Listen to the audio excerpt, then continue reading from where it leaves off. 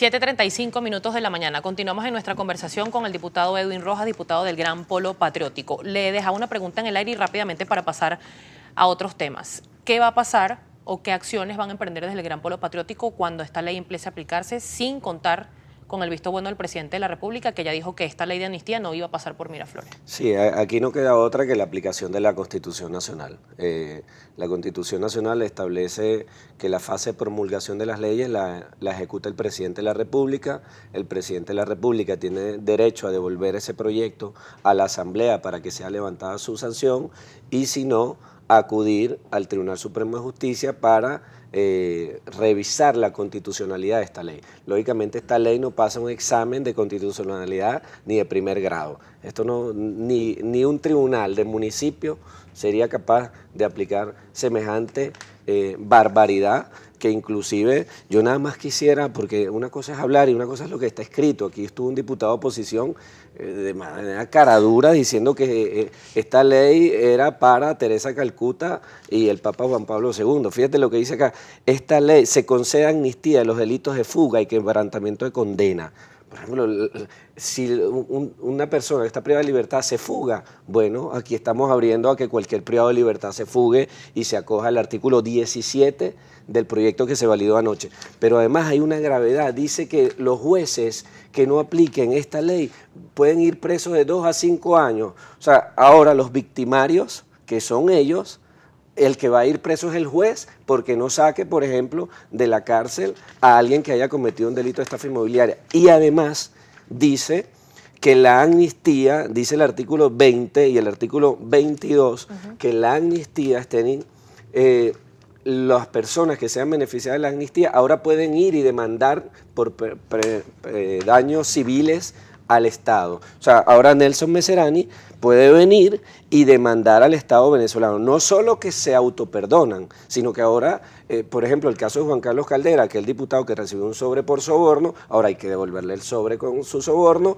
pero además él puede demandar al Estado, cuando en aquel momento hasta el mismo Capriles Radonsky lo expulsó de su partido en plena elección. Diputado, ayer también se dio la discusión pasada las 10:20 de la noche de la reforma de ley del Tribunal Supremo de Justicia. Desde la bancada del Gran Polo Patriótico, pues también se rechazó. Entre algunas de las cosas es aumentar el número de magistrados. Ustedes están calificando esta ley pues como inconstitucional también.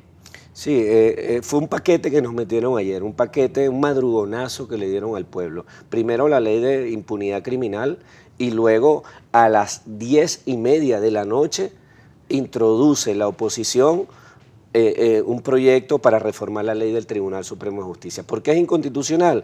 Porque el artículo 204 de la Constitución Nacional establece que la iniciativa de las leyes corresponde al Tribunal Supremo de Justicia cuando se trate de leyes relativas a la organización y procedimientos judiciales. Es decir, ellos, ¿qué es lo que están buscando? Meter más magistrados para tener una mayoría de magistrados de oposición dentro del Tribunal Supremo de Justicia, porque se han dado cuenta que el tribunal es el único que le ha metido una camisa de fuerza a esta locura que se está haciendo. Pero ese mismo momento pasó en el año 2004, que se pasó de 20 a 32. Claro, pero ¿Cuál es la diferencia? Fíjate cuál es la diferencia. En aquel momento hubo una solicitud también del Tribunal Supremo de Justicia. Acá no hay ninguna solicitud del Tribunal Supremo de Justicia. En segundo lugar, cuando se dice que cortes constitucionales en Rusia, en España, en Francia, como decía el diputado de la oposición anteriormente, eso se hace en función de la población del país. Tú no vas a comparar el Tribunal Constitucional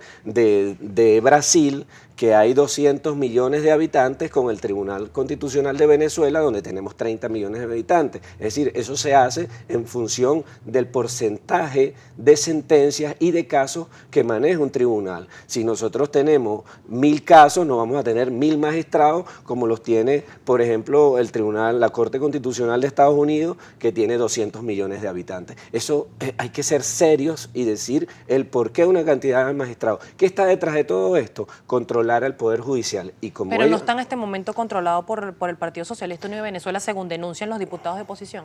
bueno, no, ellos dicen que están controlados por el Partido Socialista Unido de Venezuela porque el tribunal no se ha prestado para estos ataques al Estado de Derecho y a la Constitución. Estoy seguro que si tuvieran el tribunal que dijo en el 2002 que los militares que le dieron el golpe de Estado al presidente Chávez lo que estaban era preñados de buenas intenciones, como dice textualmente la sentencia, ese sí era el mejor tribunal, o el tribunal donde estaba Cecilia Sosa Gómez, presidenta de la Corte, que era tan apolítica que fue candidata presidencial.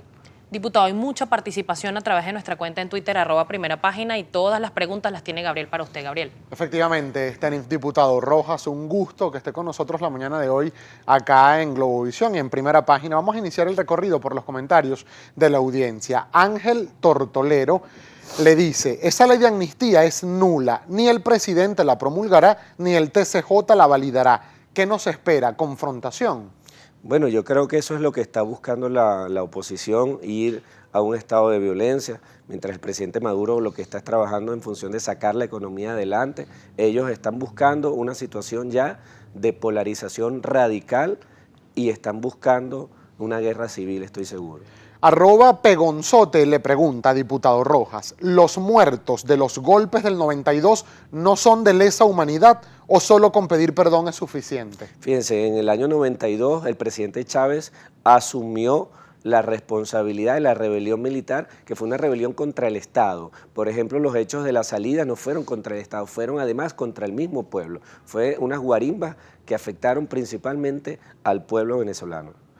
@Benjamín Armas le pregunta, diputado, ¿cómo se opone el Gran Polo Patriótico a aumentar en 8 los magistrados de la Sala Constitucional si en el año 2004 la Asamblea Nacional aumentó el TCJ en 18 magistrados? Bueno, ya se lo expliqué, por favor busque el artículo 204, numeral 4, ahí dice que es el Tribunal Supremo de Justicia quien le corresponde la iniciativa de leyes vinculadas a su organización interna, número de salas, números de magistrados. Lo que quieren es cambiar la correlación de fuerzas dentro de las salas para ello validar este tipo de aberraciones jurídicas.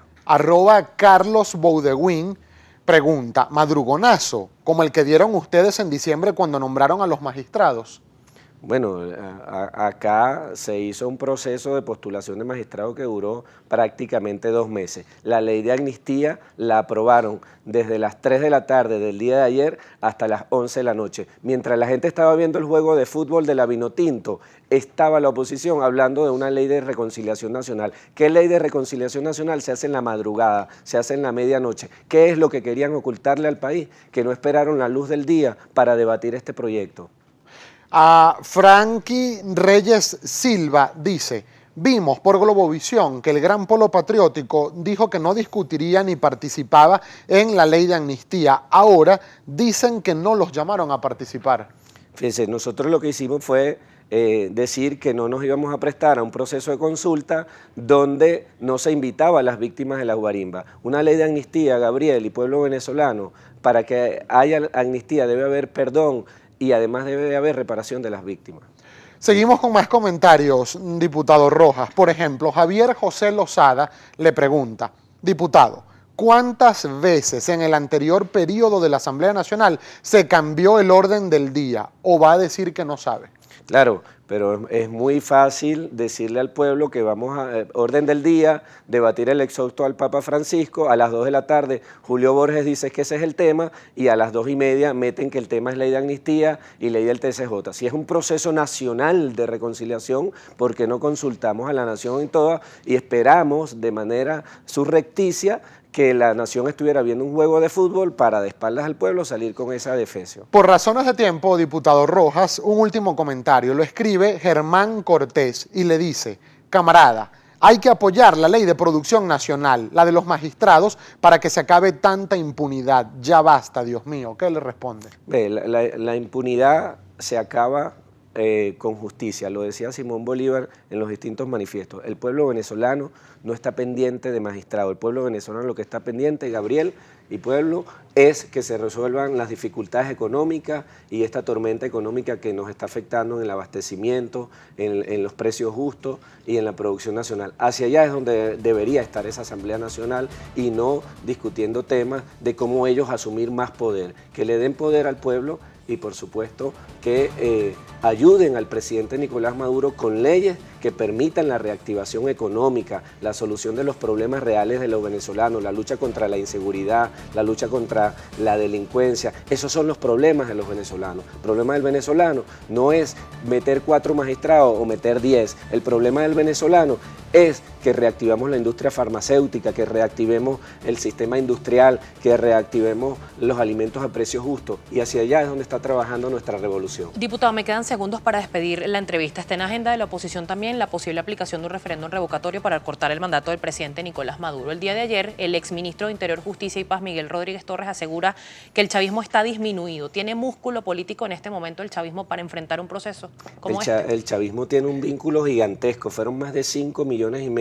los que el 6 de diciembre votaron. Nosotros tenemos una legitimidad tremenda, tenemos 20 de las 23 gobernaciones del país, 270 alcaldías, pero además de eso tenemos un pueblo esperanzado en que vamos a salir adelante. No es necesidad del país ahorita un referéndum, es necesidad del país ahorita que se le solucionen los problemas cotidianos de allá de Carúpano, de allá de Araya, de allá de Casanay, de allá de Cariaco, de allá de Petare. Ese es el problema que le interesa al venezolano. El músculo del chavismo es cada día más grande y de aquellos que se abstuvieron, los chavistas que se abstuvieron el 6 de diciembre de votar, se han dado cuenta y han reflexionado viendo el fascismo de esta oposición. Muchísimas gracias al diputado Edwin Rojas, diputado del Gran Polo Patriótico ante la Asamblea Nacional.